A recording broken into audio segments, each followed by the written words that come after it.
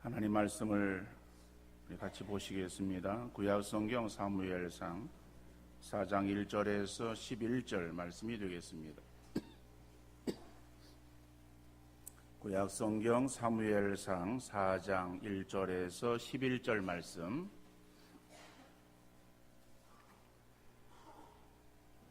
제가 읽어드리겠습니다.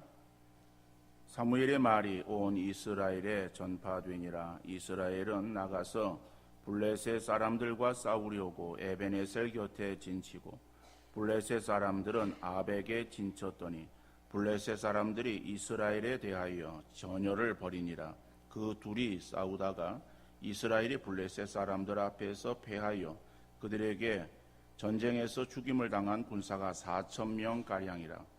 백성이 진영으로 돌아오매 이스라엘 장로들이 이르되 여호와께서 어찌하여 우리에게 오늘 블레셋 사람들 앞에 패하게 하셨는고 여호와의 언약궤를 실로에서 우리에게로 가져다가 우리 중에 있게 하여 그것으로 우리 원수들의 손에서 구원하게 하자 하니 이에 백성이 실로에 사람을 보내요 그룹 사이에 계신 만군의 여호와의 언약궤를 거기서 가져왔고 엘리의 두 아들 홈니와 비느하스는 하나님의 언약궤와 함께 거기에 있었더라. 여호와의 언약궤가 진영에 들어올 때에 온 이스라엘이 큰 소리로 외치매 땅이 울린지라. 블레셋 사람이 그 외치는 소리를 듣고 이르되 히브리 진영에서 큰 소리로 외침은 어찌 됨이냐 하다가 여호와의 궤가 진영에 들어온 줄을 깨달은지라. 블레셋 사람이 두려워하여 이르되 신이 진영에 이르렀도다 하고 또 이르되 우리에게 화로다. 전날에는 이런 일이 없었도다. 우리에게 화로다. 누가 우리를 이 능한 신들의 손에서 건지리요. 그들은 광야에서 여러 가지 재앙으로 애굽인을 진 신들이니라. 너희 블레셋 사람들아 강하게 되며 대장부가 되라. 너희가 히브리 사람의 종이 되기를 그들이 너희의 종이 되었던 것 같이 되지 말고 대장부같이 되어 싸우라 하고 블레셋 사람들이 쳤더니 이스라엘이 패하여 각기 장막으로 도망하였고 살육이 심히 커서 이스라엘 보병의 엎드러진 자가 3만 명이었으며 하나님의 궤는 빼앗겼고 엘리의 두 아들 홈니와 비느하스는 죽임을 당하였더라. 아멘.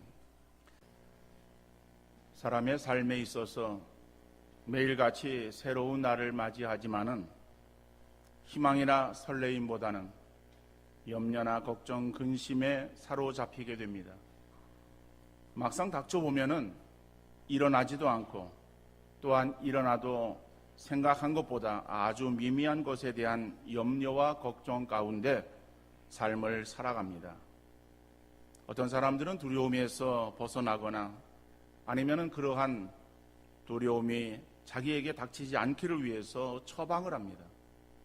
그 처방이라고 하는 것이 부적을 몸에 지니고 다니든지 아니면은 집안 구석에 갖다 놓기도 합니다. 그런 것들이 심적인 안정을 줄 수 있을지는 몰라도 아무런 소용이 없는 거예요.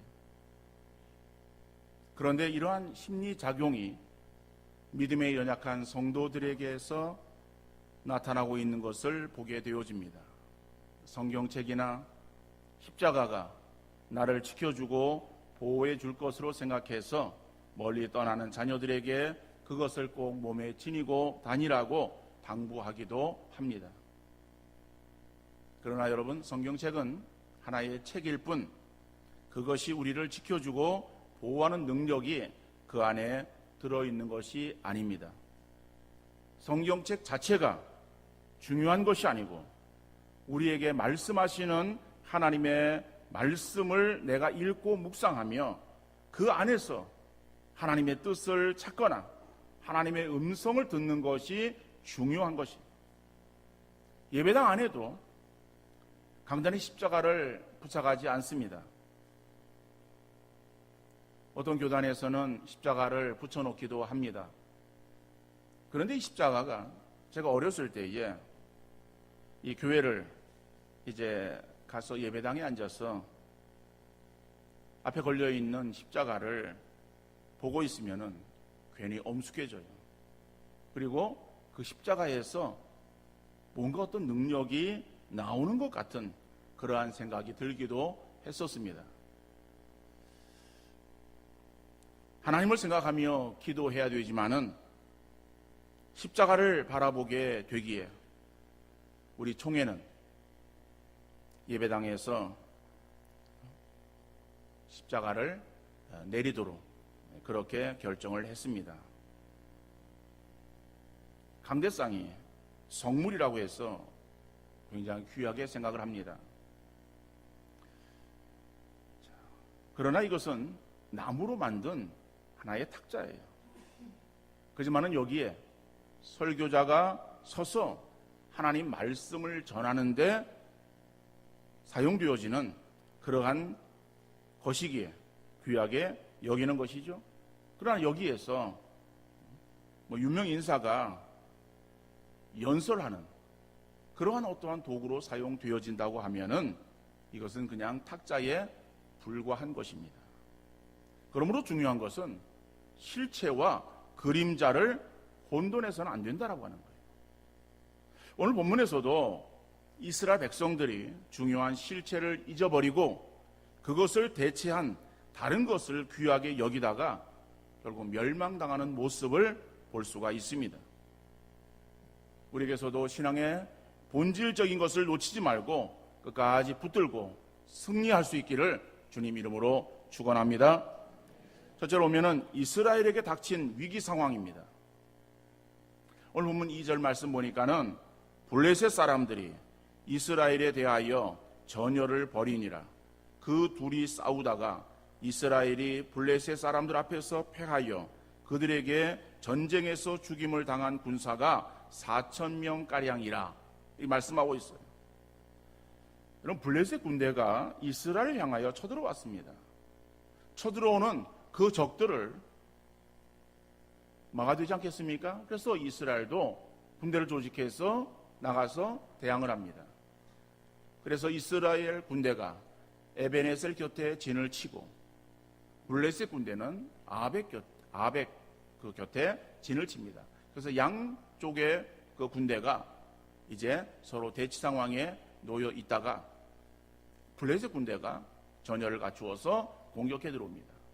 그 공격하는 공격에 이스라엘이 대항을 하지만은 거기에서 패하여 죽은 사람이 4,000명가량이 되어졌다라고 말씀하고 있어요.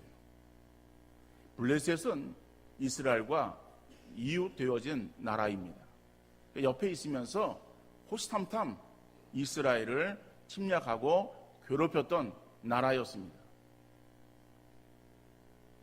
사사시대에 보면은 삼손이라고 하는 사사가 있습니다. 그 삼손이 사사로 세워질 때가 언제인가 하면은 블레셋 군대가 이스라엘을 치러 왔을 때예요. 그래서 이스라엘은 굉장히 어려움을 당했을 때 그 어려움 가운데에 하나님 앞에 기도했고 하나님께서는 삼손을 이스라엘의 사사로 세웠어요. 우리가 블레셋 군대 그러면은 블레셋의 유명한 장수가 있습니다. 바로 그는 골리앗이라고 하는 장수예요. 근데 그 장수가 블레셋 군대를 이끌고 쳐들어오죠. 그때의 왕은 사울이었어요. 그렇지만 사울의 군대가 골리앗이 이끄는 이 블레셋 군대를 막아내지 못하고 쩔쩔매며 숨어 있습니다. 그럴 때에 다윗이 전장터에 심부름을 가고 그 모습을 보고 의분이 일어나 그는 골리앗을 대항해서 나가서 싸우지 않습니까? 결국 어린 다윗이 커다란 골리앗을 물리치는 거예요. 골리앗이 죽자 블레셋 군대는 이제 전의를 상실하고 그리고 사울 군대가 결국 그들을 치고 그래서 이스라엘의 승리를 얻게 되어집니다. 근데 그 승리에 바로 주인공이 다윗이에요. 그러니까는 다시 말하면 이 블레셋은 기회가 되어지면은 이스라엘을 공격해왔고 괴롭혔던 그러한 나라였습니다. 오늘 본문에서도 이 블레셋이 이스라엘을 치러 왔습니다. 그리고 한 번의 전쟁에 있어서 이스라엘이 패하게 되었다라고 하는 것이죠. 이스라엘은 지금 영적인 어떤 위기 가운데에 놓여 있었습니다. 그래서 그들은 영적 어두움이 짙게 깔리어서 상황을 제대로 파악하지 못하고 우왕좌왕하고 있는 그러한 가운데에 엎친 게 덮친 격으로 블레셋이 쳐들어왔고, 그래서 그 블레셋을 향해서 나가서 싸웠지만은 그러나 그 싸움에서 1차 패배를 하게 되었다라고 하는 거예요. 자, 이스라엘에 이 블레셋 군대가 쳐들어와서 당하는 지금 이 어려움, 전쟁에서 지금 실패하는 그러한 그 어려움이 주어지는 이유가 무엇인가? 다시 말하면 이스라엘 백성들에게 주어진 고난의 이유가 무엇인가라고 하는 거예요. 지지난주 저녁 예배 시에 제가 이 고난의 이유를 설명을 드렸습니다. 그 가운데 하나가 징계적인 고난이 있다라고 말씀을 드렸습니다. 하나님께서 무엇인가를 깨닫게 하시기 위해서, 징계하시기 위해서 고난을 주시는 그러한 고난, 이 고난의 때에는 자기들의 잘못을 회개하고 하나님께로 돌이켜야 되었던 거예요. 근데 지금 이스라엘 백성들에게 있어서는 어떤 징계적인 고난이 주어지고 있음에도 불구하고 그들이 하나님께로 돌이켜야 되는데 하나님께로 돌이킬 수 있는 전의를 상실했어요. 그 어느 누구도 이스라엘 백성들을 진리 가운데로 하나님께로 돌이키게 할 수 있는 그러한 사람이 없었다라고 하는 거예요. 이스라엘 백성들을 대표할 수 있는 그러한 제사장이었던 엘리, 그의 두 아들 홈니와 비느하스, 어떤 상황에 있었습니까? 하나님 앞에 범죄했어요. 하나님 앞에 죄를 범해서 그들이 이제는 이스라엘 백성들을 인도하는 인도자 역할을 감당하는 것이 아니라 영적 무지로 방황하는 데에 앞장섰던 그러한 사람들입니다. 그러니까는 이스라엘 백성들 가운데 어느 누구 하나 그들을 진리 가운데로, 빛 가운데로 인도할 수 있는 그러한 사람이 없었다. 영적 지도자의 부재 현상을 지금 우리가 보게 되어집니다. 오늘 우리에게도 하나님께서는 깨어 기도하는 사람을 찾고 계신다라고 하는 것을 잊지 마시기를 바랍니다. 하나님이 찾으시는 그 한 사람이 바로 나 자신이 되어질 수 있기를 위해서 소망하며 영적으로 깨어있는 우리 믿음의 성도 다 되어질 수 있기를 먼저 주님 이름으로 축원합니다. 지도자만 바라보지 말고, 다른 사람만 바라보지 말고, 하나님이 찾으시는 바로 그 한 사람, 바로 나 자신이 되어지기를 위해서 내가 먼저 하나님 앞에 깨어서 기도하고 경성하여 하나님을 늘 찾는 그런 믿음의 사람이 되어질 때에 하나님이 연약한 우리지만은 우리를 통해서 하나님의 역사를 이루어 가실 줄 믿습니다. 두 번째로는 고장난 나침반은 엉뚱한 방향을 가리킵니다.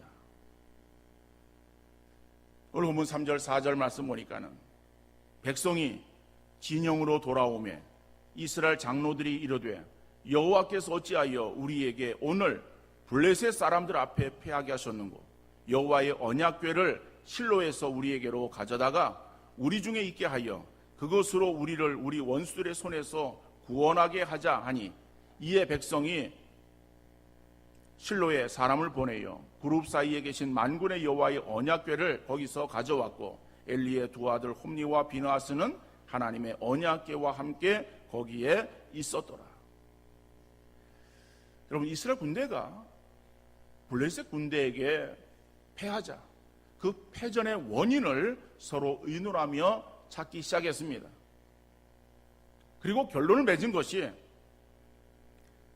자기들에게 언약궤가 함께하지 않았기에 블레셋과의 전쟁에서 패하게 되었다. 그러므로 가서 언약궤를 가져오게 해서 전쟁에서 승리하게 하자라고 하는 결론을 맺습니다. 그리고 그것을 실행에 옮기는 거예요. 언약궤가 올 때에 홈니와 비느하스 그 당시에 제사장이 함께 거기에 따라오게 되어집니다. 여러분, 이스라엘 장로들이 지도자예요. 자기들의 전쟁에서 패하게 되었을 때의 패전의 원인을 찾으면서 방향을 지금 잘못 잡고 있는 거예요. 방향을 제대로 잡아야 되는데 그 방향이 엉뚱한 방향으로 나가고 있는 것을 볼 수가 있습니다. 정확한 나침반은 남북을 가리키죠. 그래서 망망대해에서 나침반을 보면서 그래서 방향을 잡을 수 있는 거예요. 나침반은 어떠한 형편에 놓이든지 어디에 있든지 항상 남북을 가리키게 되어져 있습니다. 정확한 남북을 가리키는 나침반은 사람들의 방향을 제대로 제시하지만은 그러나 그 나침반이 고장이 나면은 이게 어떤 때는 똑바로 가리키다가 어떤 때는 엉뚱하게 가리키고 뭐 이런 우왕좌왕하는 그러한 그 나침반이면은 그것을 믿을 수 있겠어요?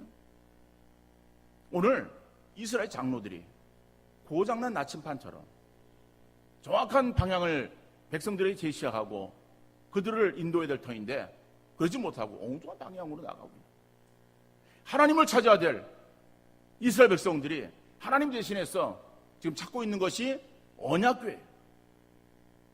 여러분, 언약궤라고 하는 것이 무엇입니까? 언약궤는 성막에 있어서 성소와 지성소로 나누어져 있는 그러한 이 칸막이에 지성소에 놓여져 있던 하나의 궤짝이에요. 근데 그 궤짝인데 그것은 시띠나무로 만들었습니다. 성경에는 조각목이라고 되어 있어요. 그 시띠나무는 광야에서 자라는 나무예요. 물이 없는 곳에서 나무가 자랄 수가 없는데 이 시띠나무는 생명력이 강한 나무예요. 그래서 유일하게 시띠나무를 볼 수 있습니다. 근데 그 나무는 올곧게 자란 나무가 아니고 구불구불 자란 나무예요. 그래서 그것을 통으로 쓸 수 없어서 조각을 내어서 그것을 이어서 하나의 궤짝을 만드는 거예요. 그것을 금으로 싸서 그리고 그 안에 어깨와 아론의 쌍난 지팡이 그리고 만나 항아리를 넣어 두었고 지성소의 둠으로 인해서 그 위에 천사 모양의 날개를 한 형상을 놓고 거기에 하나님의 임재의 상징으로 사용되어졌던 거예요.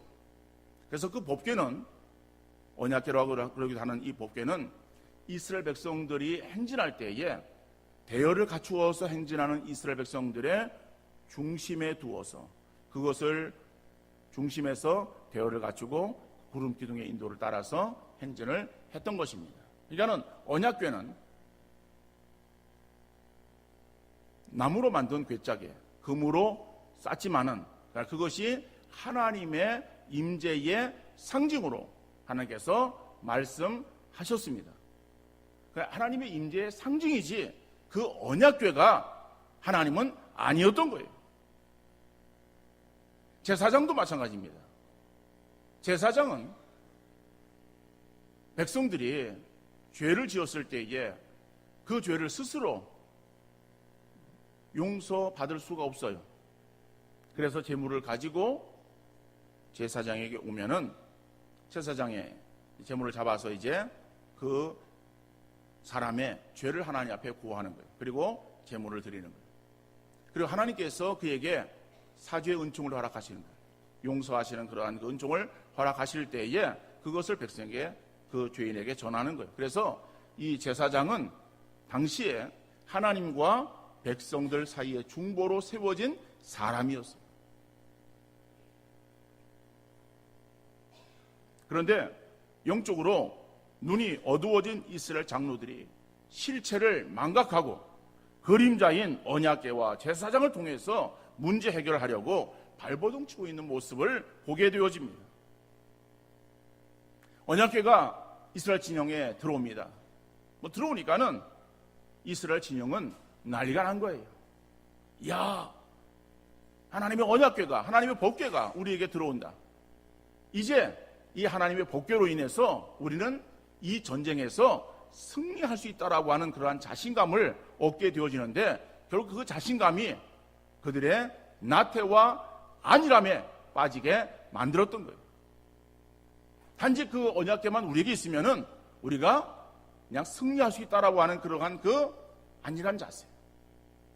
그런데 그런 이스라엘 진영에서의 그 소동이 블레셋, 이 적군인 블레셋 군대에도 결국에는 알려지게 되었던 거예요. 그러니까 결국에 알아보니까는 이스라엘 군대에 하나님의 그 언약궤가, 복궤가 들어왔다라고 하는 거예요. 그러니까 이 블레셋 이 군대에서는 난리가 난 거예요. 야, 저 이스라엘의 신, 그 신은 놀라운 능력이 있는 신인데 애굽의 신들을 쳐서 멸하고, 그리고 그들을 애굽에서 건져내고, 그리고 또 광야에서의 여러 부족들을 다 멸한 그런 능력이 있는 신, 하나님의 행하신 그런 일들을 그 주변의 나라 사람들이 들어서 알고 있었던 거예요. 그러니까 블레셋 이런 이 사람들도 그 하나님의 능력에 대해서 알고 있었고, 그 복궤가 그 진영이, 이스라엘 진영이 들어왔다라고 하는 그 사실을 알고 블레셋 이 군대가 소동하기 시작했던 거예요. 그런데 그들의 장수들은 병사들을 안돈시킵니다.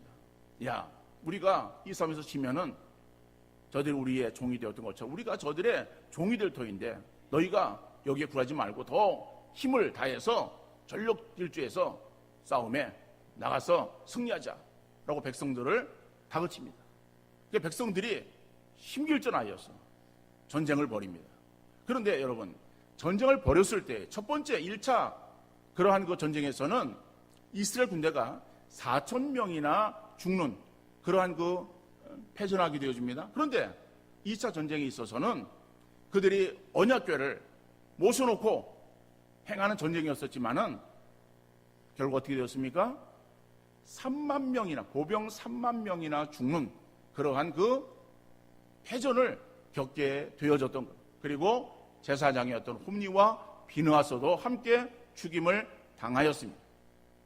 여러분, 4,000명 대 3만 명, 거의 한 7, 8배의 그러한 그 정도 아니겠습니까? 엄청난 그러한 그 피해를 당하게 되었다라고 합니다. 여러분, 언약궤만 우리에게 있으면은 우리가 승리할 것이라고 하는 자신감, 오히려 근데 그것이 그들에게 있어서 결국에는 패배하게 만들었다라고 하는 거예요. 그러나 블레셋 진영에서는 오히려 그것이 자기들에게 더 큰 어떠한 이제 사기를 일으키는 그러한 원동력이 되어졌던 것을 알 수가 있습니다. 왜 이런 비참한 결과가 일어나게 되었습니까? 그것은 고장난 나침판을 보고 가다가 망망대해에서 방향을 잃고 좌초당한 배처럼 결국 하나님을 찾지 못하고 엉뚱한 것을 따라가다가 멸망당하는 이스라엘 백성들의 모습을 우리가 보게 되어집니다.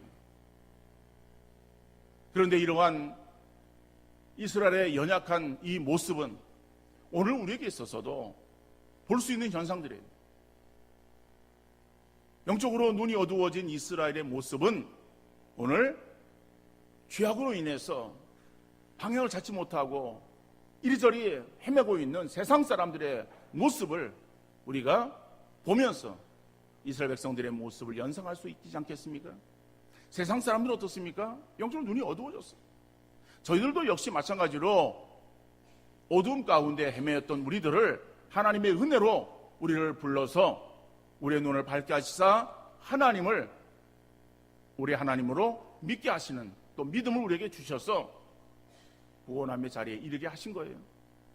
그런데 세상 사람들은 그러한 영적 빛을 상실하고 어두움 가운데 그들이 헤매다가 뭔가를 잡았어요. 그것이 하나님인 양 알고 잡고 그것을 의지하고 있는데 그것이 썩은 뿌리라고 하는 거예요.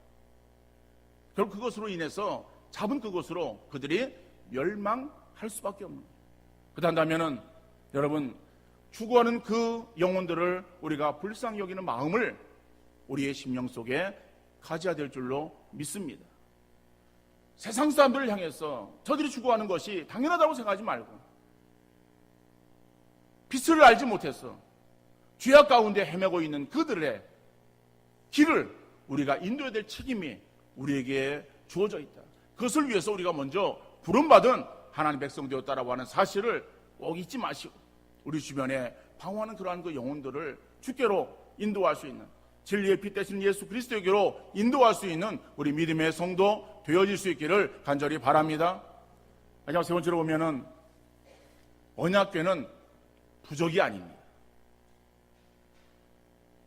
교회에서 저를 포함한 22명의 여행팀은 동유럽과 발칸 산맥에 있는 나라들을 방문했습니다. 가는 곳곳마다 오래된 건물에 성당이 있었고 우리들은 그곳을 방문해서 외관을 사진 찍거나 또 어떤 곳에서는 내부로 들어가서 눈으로 보면서 사진을 찍었어요. 우리가 그곳을 방문한 것은 그곳을 찾아서 순례하거나 예배하기 위해서 방문한 것은 아니었습니다. 여행 스케줄에 있었던 지역이어서 그 지역에 방문하면서 거기에 세워진 그러한 그 오래된 성당들, 그것이 중세에 있었던 성당들이고 아니면은 몇십 년 되어진 그러한 성당들이에요. 그러한 성당들의 그러한 그 외형이 아주 웅장하고 그리고 또 아름다웠습니다. 그래서 그 아름다운 그러한 이 성당들의 외형들에게 그 앞에 서서 사진을 찍고 그리고 그 안에 들어갔어요. 들어가니까는 이 유리창에 스테인글라스로 되어져 있는 아주 아름답게 되어져 있는 그러한 유리들을 또 구경하며 사진을 찍고 그리고 앞에 장식되어진 그러한 것들을 또 사진을 찍으면서 감상을 했습니다. 우리는 그것을 하나의 형상으로 보면서 조각되어지고 새겨진 아름다움을 감상했지만은 그러나 거기에 방문한 가톨릭 신자들은 그 앞에 성호를 긋고 경배를 드렸어요. 우리는 살아계신 하나님께 경배하며 하나님께만 영광을 돌리지 하나님의 존재를 상징하는 그러한 것들에 대해서는 결코 우상화하거나 신성시하지 않습니다. 또 하나님께서 그런 것들을 결코 원하시지 않습니다. 하나님께서는 십계명에서 어떤 형상을 만들지 말라라고 말하고 거기에 절하지 말라라고 말씀하고 있어요. 우리의 경배의 대상은 오직 살아계신 하나님 한 분이세요. 하나님을 대체하는 다른 어떠한 조형물에 어떤 형상에 우리가 엎드려 절하거나 그것을 우리가 숭배해서는 안 된다라고 하는 것이죠. 모세를 숭배할까 봐 하나님께서는 모세의 무덤을 감추셨어요. 다시 말하면 모세가 이스라엘 백성들 앞에서 죽은 것이 아닙니다. 모세를 따로 세워서 그래서 모세를 데려가신 거예요. 그리고 거기에서 모세는 이 세상을 떠났습니다. 근데 모세가 그 죽음에 대해서 현장에 대해서 아무도 보지 못하게 하신 거예요. 왜 그러겠습니까?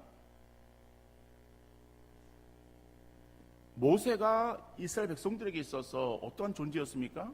아주 위대한 존재였어요.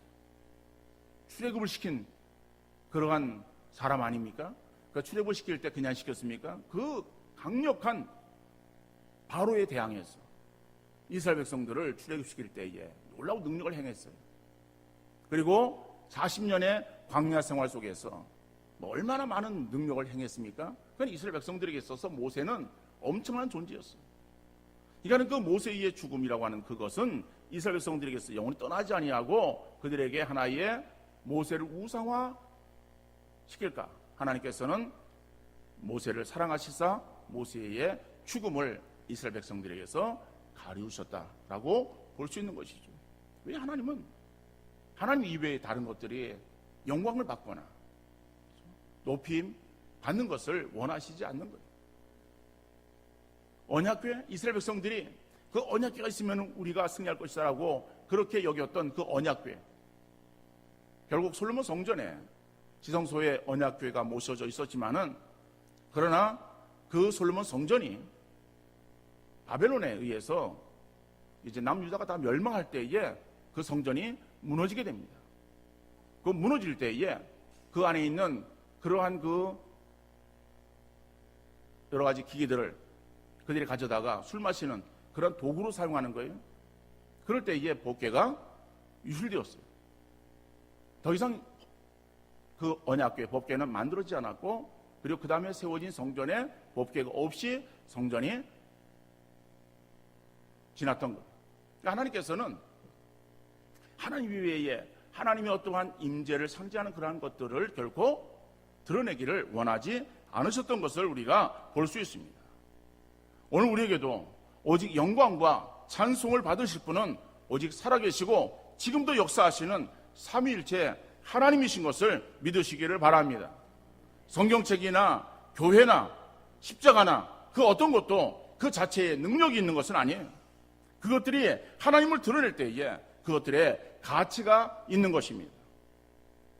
언약궤가 그들 중에 있으면 싸움에서 승리할 줄 알았던 어리석은 이스라엘 백성들의 무지함이 오늘 우리에게서 재현되어지지 않기를 간절히 소망합니다. 요한복음 4장 23절에 보니까는 아버지께 참되게 예배하는 자들은 영과 진리로 예배할 때가 오나니 곧 이때라. 아버지께서는 자기에게 이렇게 예배하는 자들을 찾으시느니라. 하나님은 영이시고 영이신 그 하나님께 우리의 영과 진리로 예배를 드리며 영광 올려드리는 그러한 예배를 하나님께서 원하고 계시다라고 하는 거예요. 눈에 보이는 형상이라든지 어떠한 기이한 현상에 우리의 마음을 빼앗겨서는 결코 안 될 줄로 믿습니다. 우리가 여행하면서 메주고리에라고 하는 곳을 갔어요. 보스니아에 있는 그러한 커다란 성당이에요. 거기에는 성모가 발현했다라고 해가지고 세워진 성당이었습니다. 근데 그 성당에 성당 그 자체도 크지만은 거기에 모여서 미사 드리는 사람들, 예배 드리는 그런 사람들이 많기에 그 사람들을 위해서 야외에 의자를 설치를 했어요. 그래서 수많은 사람들이 함께 거기에 예배를 드릴 수 있다라고 그래요. 그런 성당인데 그런 그 한쪽 편에 청동으로 되어진 예수상이 세워져 있습니다. 우리 그것을 또 가서 구경을 했어요. 그랬더니 거기에 줄을 쭉 서 있어요. 서서 그 청동상을 어루만지는 거예요. 어떤 사람 손수건을 꺼내가지고 그 청동상을 이렇게 발을 닦아줘. 그러니까는 그 손이 닿는 그곳은 예수상이 있는 그 다리 쪽에, 종아리 쪽에, 그쪽 부분은 아주 반짝반짝 빛이 나요. 그 위에는 그냥 다 이렇게 녹이 약간 그 쇠는 녹이 슬잖아요. 정동 같은 것이 약간 겉모습으로 되어 있는데 거기만 이렇게 유난히 반짝반짝 빛이 나고 있어요. 이번에는 뭐 그런 것을 우리가 보지 못했지만은 제가 2년 전인가 거기를 갔을 때는 거기에 물방울 맺혀 있는 것을 보았어요. 제가 사진도 찍었어요. 그 물방울 맺혀 있어요. 그것을 이렇게 쓱 닦아요. 좀 있으면 또 물방울이 또 생겨. 그러니까는 그 가톨릭 신자들은 그걸 닦은 그 손수건을 그걸 가지고 자기 몸에다 대는 거예요. 그러면 자기 몸에 병이 난다라고 그렇게 믿는 거예요. 근데 그것은 뭐 어떤 기이한 현상이 무슨 뭐 거기에서 무슨 뭐 특별한 물이 나오는 것이 아니라 빗물이 어떻게 거기 들어가서 그래서 거기 보면 약간의 깨진 틈들이 있어요. 그런 틈들에 맺혀지는 그런 물방울. 그러니까 그것은 천주교에서도 로마 가톨릭에서도 뭐 이렇게 어떤 성지로 인정되지 않은 그러한 곳이지만은 나타나는 그러한 기이한 현상 이런 것을 보고서 사람들이 거기에다가 그를 열심히 문지른 그 손수건을 자기의 환처에다가 그죠? 얹으면 병이 나을 것으로 그렇게 생각한다는 거예요. 얼마나 어리석은 그러한 그 모습입니까? 우리 하나님은 살아계시고 지금도 역사하시는 하나님이신 줄 믿습니다. 그 하나님이 하시고자 하시면은 말씀으로도 그리고 우리에게 있어서 그죠? 어떠한 방법을 통해서든지 역사하시고 또 하나님의 뜻을 이루어 가시는 하나님이심을 믿으시기를 바랍니다. 단지 어떠한 현상에 우리가 현혹되어서 그것이 거기에서 무슨 어떠한 능력이 나타나고 어떠한 그런 것이 신비한 일들이 일어나는 것으로 생각하는 것은 어리석은 거예요. 우리의 눈에 보이지 않지만은 전능하시고 존귀하신 영이신 하나님께 우리의 마음과 뜻과 정성을 다해서 예배하며 오직 그 하나님께만 영광 돌리고 찬송 올려드리는 우리 믿음의 성도 다 되어질 수 있기를 주님 이름으로 축원합니다.